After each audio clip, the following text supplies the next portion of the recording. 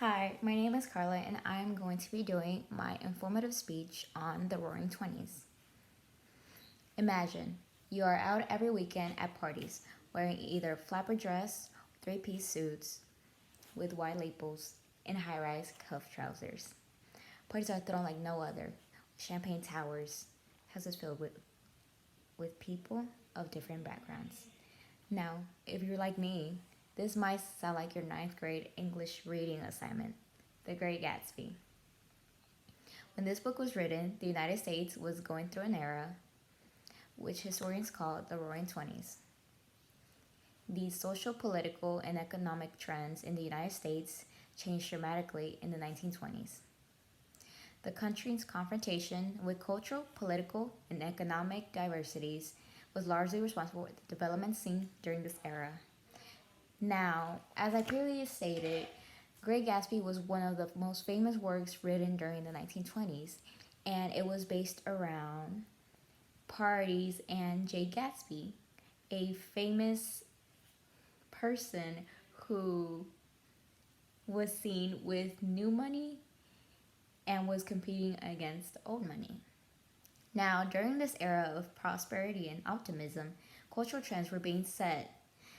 Harlem Renaissance.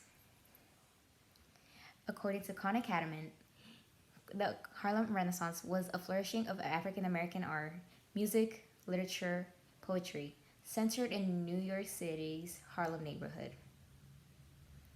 American poet, social activist Langston Hughes was a prominent leader during the Harlem Renaissance.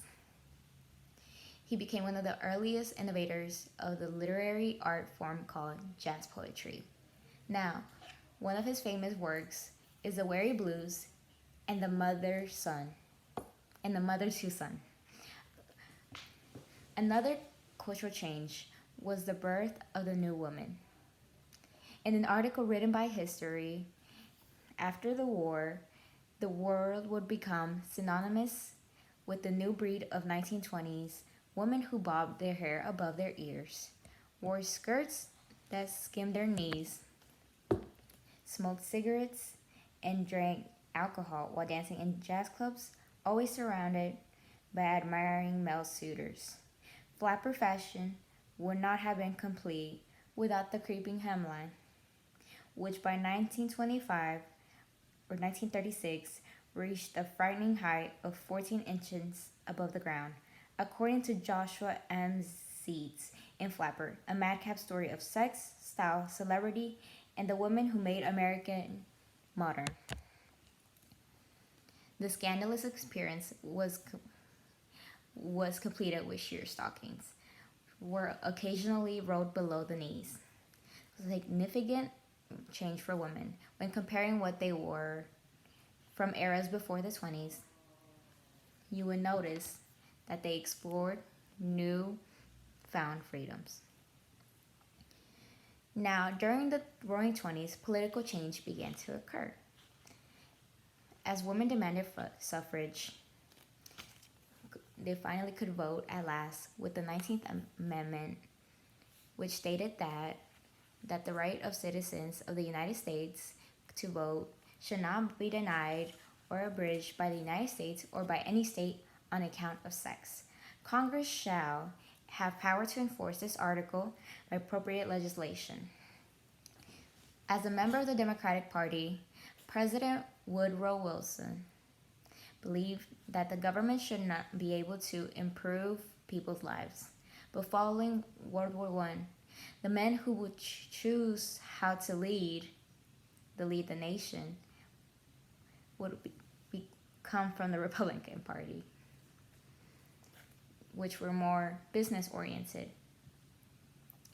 According to the encyclopedia, they felt that those active in successful businesses were best suited to direct national affairs. They wanted government to act as a supportive partner to businesses, but not try to limit or control them.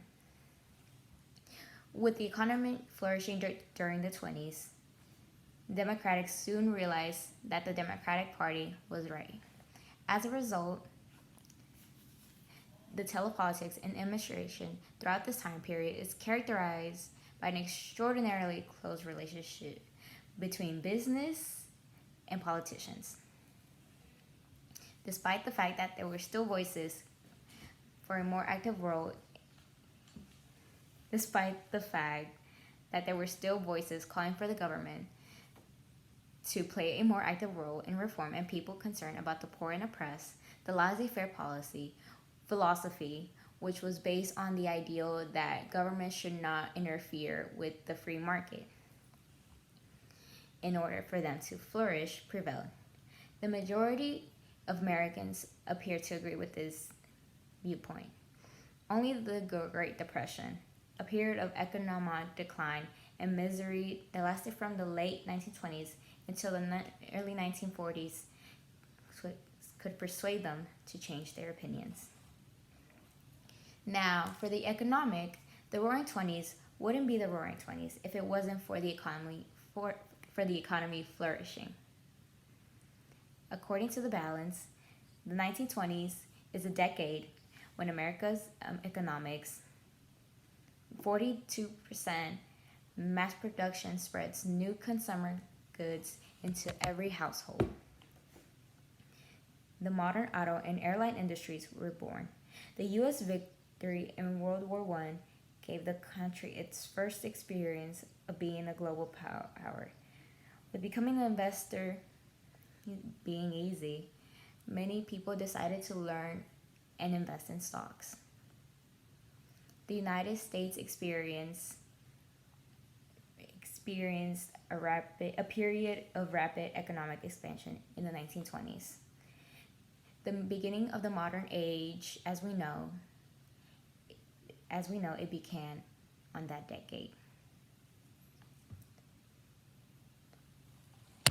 Technology, culture, and the economy all changed dramatically as a result of the rapid rising in prosperity, transportation, communication, personal beauty, housekeeping, entertainment,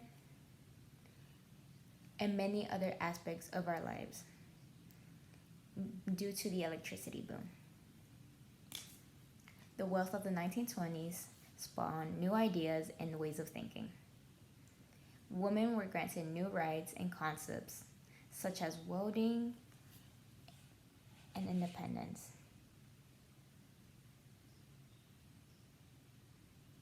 Exuberant stock market investment was enabled by financial breakthroughs for many businesses.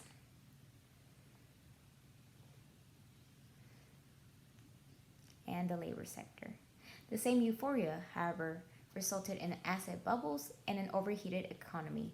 It soon led to the Black Tuesday stock market crash, which in turn led to the Great Depression. The Great Depression, which began in 1929 in the United States and expanded throughout the world, was the world's longest severe economic depression.